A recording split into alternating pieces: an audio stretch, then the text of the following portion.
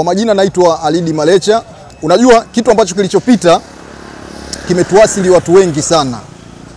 Na hili swala ni kwa wale baadhi ya wananchi wenzetu ambao wanaosema kwamba labda kuandamana. Je, tunaandamana kwa ajili ipi? Kwa nini? Na utaratibu wa kuandamana pia huwa unatambulika. Ni vyema kama watakuwa watu wametumia mabango ambao ni kitu ambacho kinaweza kuwasilisha kwamba watu wanahitaji nini.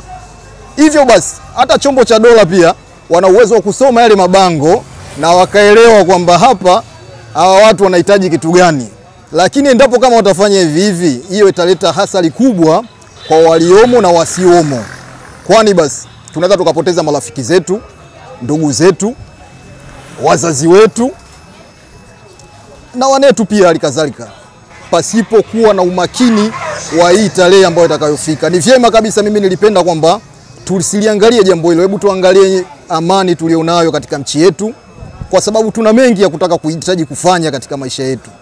Hususan mimi naongelea hili kwa vijana wenzangu kwamba tuna malengo mengi ya kimaisha. Kwa hiyo ni vyema kujiepusha na jambo hili, kuangalia namna gani tunaweza tukafanya miundombinu mbalimbali ili kupiga hatua. Kwani kama fursa zipo, rais wetu tumeona kwamba kuna fursa nyingi sana hapa za kuweza kujipatia uchumi na kuendelea mbele kama kijana na wengineo pia.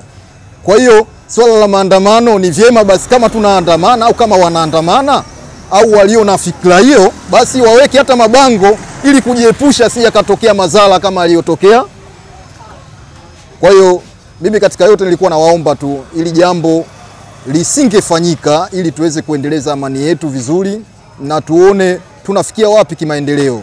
Na hata kama wanaotarajia kufanya, basi waandae mabango ili mradi kujiepusha na jambo lolote. Kwani hata serikali wakishaona kwamba nyinyi mabango yenu mmeandika mnataka labda nini, mnataka nini, inakuwa ni vyema, lakini si kinamna ya mabavu. Huwezi ukashindana na serikali hata siku moja.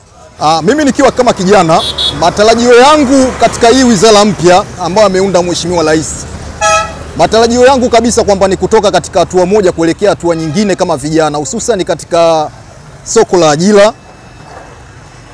na fursa mbalimbali. Nadhani kama ameangalia hivyo, basi nadhani fursa nyingi zinaweza zikawakuta vijana ambao watakuwa wako na utayari wa kufuata hayo. Maana vijana wengi tunajijua ni wavivu katika kufuata baadhi ya mambo ya kimaandishi. Kwa hiyo kama watakaye kuwepo wako tayari, basi natarajia kwamba watu watapata manufaa mengi katika wizara hiyo mpya ambayo iliyowekwa. Hususan vijana wengi wanaweza wakatoka hatua moja kuelekea nyingine.